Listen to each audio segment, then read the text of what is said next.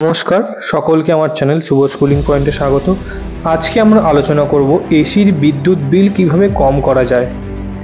এসির বিদ্যুৎ বিল বেশি আসলে আমরা অনেকেই দুশ্চিন্তায় পড়ে যাই এবং বর্তমানে এসি আর বিলাসিতার জন্য ব্যবহার করা হচ্ছে না, বরং ব্যবহার করা হচ্ছে আর 5টি নিত্য প্রয়োজনীয় জিনিসের মতোই।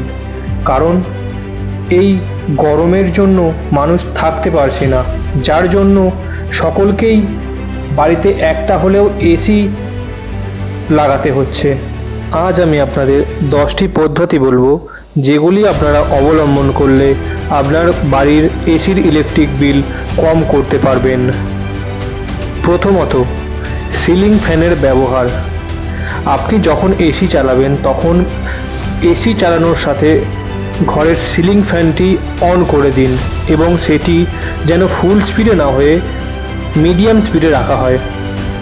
এর কারণ যখনই আপনি এসিটা চালাচ্ছেন তার সাথে যদি ফ্যান চালান তাহলে আপনার রুমের যে হিট আছে সেটি খুব তাড়াতাড়ি অ্যাবজর্ব হয়ে যাবে এবং এসিটির যে কুলিং হচ্ছে সেই কুলিংটা পুরো ঘরে সার্কুলেট করে দেওয়ার জন্য সিলিং ফ্যান সেটিকে অনেকটাই সাহায্য করবে। যার জন্য বলছি আপনারা এসি চালানোর সঙ্গে সঙ্গে সিলিং ফ্যানেরও ব্যবহার করুন। দ্বিতীয়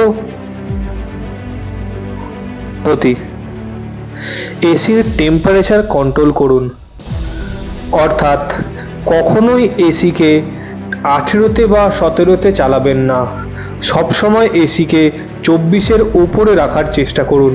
কারণ আমাদের বডি হিউমিডিটি টেম্পারেচার 24 ডিগ্রি।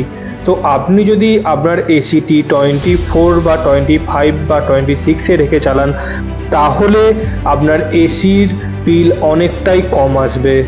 তার কারণ আপনি যদি 24 ডিগ্রি সেট করেন এবং বাইরের টেম্পারেচার যদি 34 থাকে তাহলে ধরুন 10 ডিগ্রির যে গ্যাপ হচ্ছে সেটি কন্ট্রোল করার জন্য আপনার এসিকে বেশিক্ষণ রান করাতে হবে না আউটডোরকে।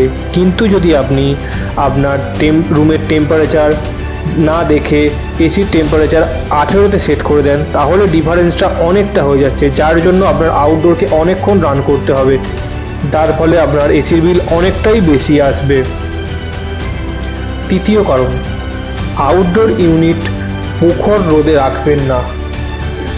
আপনার এসি যখন ইনস্টল হবে তখন আপনি যে ইনস্টলার আছে তাকে বলবেন আপনার বাড়ির যে এসির আউটডোরটি লাগাচ্ছেন সেটি যেন একটি ছাওয়া জায়গায় হয়। তার কারণ যখনই আপনার এসির আউটডোরে প্রখর রোদ পড়বে তখন এই রোদটির জন্য আউটডোরটি হিট হয়ে যাবে এবং হিট হয়ে যাওয়ার কারণে সেটিকে বেশি রান করতে হবে, তো তাতে আপনার ইলেকট্রিক বিল বেশি আসবে। 4 নম্বর পদ্ধতি, যে রুমে এসিটি লাগিয়েছেন সেই রুমে যেন কোনো রকম ছিদ্র বা ভেন্টিলেটর না থাকে। যদি এই ভেন্টিলেটর বা কোনো ছিদ্র থাকে তাহলে সেখান দিয়ে ঠান্ডা হাওয়া বেরিয়ে যাবে এবং ঠান্ডা হাওয়া বেরিয়ে যাওয়ার জন্য আপনার রুমটি কখনোই পুরোপুরি ঠান্ডা হবে না এবং যার ফলে আউটডোর কম্প্রেসারও বেশিক্ষণ চলবে, যার জন্য আপনার বিল বেশি আসবে। 5 নম্বর পদ্ধতি, রেগুলার মেনটেন করুন আপনার এসিকে। অর্থাৎ আপনার এসিটিকে প্রয়োজন মতো সার্ভিসিং দিন। কারণ যখনই আপনার এসিতে নোংরা জমে যাবে তখন সেটি যে রুমের টেম্পারেচার বলুন বা কয়েল টেম্পারেচার হয় সেটি প্রপারভাবে ওটি চেঞ্জ করতে পারবে না, যার জন্য আপনার যদি রুম ঠান্ডাও হয়ে যায় তখনও সেটি আউটডোরটিকে বন্ধ করতে পারবে না।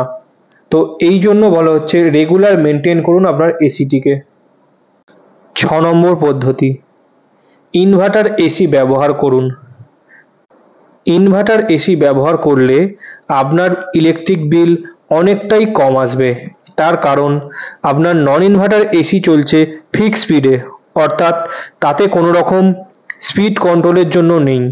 আপনি যে টেম্পারেচার সেট করছেন সেটি যখনই রুমে চলে আসবে, নন ইনভার্টারে কি হয় না আউটডোর বন্ধ হয়ে যায়, যার জন্য আবার যখন আপনার টেম্পারেচার ঘরের বাড়বে তখন সেটি আবার চালু হয়, যার জন্য যখনই আউটডোর স্টার্ট হয় তখন একটি অ্যাম্পিয়ার বেশি নেয়, যার জন্য ইলেকট্রিক বিলটি বেশি আছে। কিন্তু যদি আপনি ইনভার্টার এসি নেন এতে আউটডোর বন্ধ না হয়ে ওটি নিউট্রাল পজিশন অর্থাৎ ওর যে গিয়ার সিস্টেম আছে সেটি কমে যায়।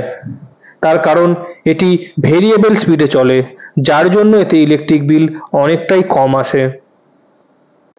7 নম্বর কারণ, এসিতে গ্যাস ঠিকঠাক আছে কিনা। রেগুলার চেকআপের সাথে সাথে এসিতে যে রেফ্রিজারেন্ট হয় সেটি ঠিকঠাক আছে কি চেক করিয়ে নেবেন। তার কারণ যদি রেফ্রিজারেন্ট প্রপার না থাকে তাহলে এসিটিকে বেশিক্ষণ রান করতে হবে রুম ঠান্ডা করার জন্য, যার ফলে ইলেকট্রিক বিল বেশি আসবে। 9 নম্বর পয়েন্ট, ঘরের মধ্যে ফ্রিজ রাখা যাবে না। আমরা জানি যে ফ্রিজের ভেতরে ঠান্ডা হয়, কিন্তু ফ্রিজের ভেতরে ঠান্ডা হওয়ার সাথে সাথে তার বডিতে হিট হয়। এই হিটটা এসিকে প্রপারভাবে ঠান্ডা করতে দেয় না, যার জন্য যেই ঘরে আপনি এসি লাগাবেন সেই ঘরে কখনোই ফ্রিজ রাখবেন না। যদি ফ্রিজ রাখেন তখন কিন্তু আপনার ইলেকট্রিক বিল বেশি আসবে। 9 নম্বর পয়েন্ট, জানলা দরজায় পর্দার ব্যবহার করতে হবে। অর্থাৎ আপনি জানলা দরজা দিয়ে দিলেও যে ফাঁক থেকে থাকে, কিংবা আপনি যদি স্লাইডিং লাগান তার মধ্যে দিয়েও রোদ আসে।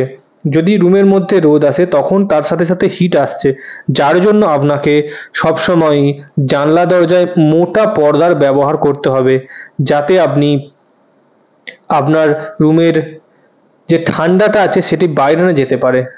তো পর্দা ব্যবহার করতেই হবে। 10 নম্বর পয়েন্ট, রুমের মধ্যে লোকের মেনটেন করতে হবে। অর্থাৎ ধরুন আপনি একটা 1.5 টন এসি লাগিয়েছেন এবং রুমের মধ্যে 10 জন রয়ে গেছেন, তো তখন কিন্তু এসিকে আপনার যে 10 জন আছে বলেন আপনার রুমের যে টেম্পারেচার আছে সেটি কন্ট্রোল করতে অসুবিধা হবে, যার জন্য আপনার ইলেকট্রিক বিল বেশি আসবে।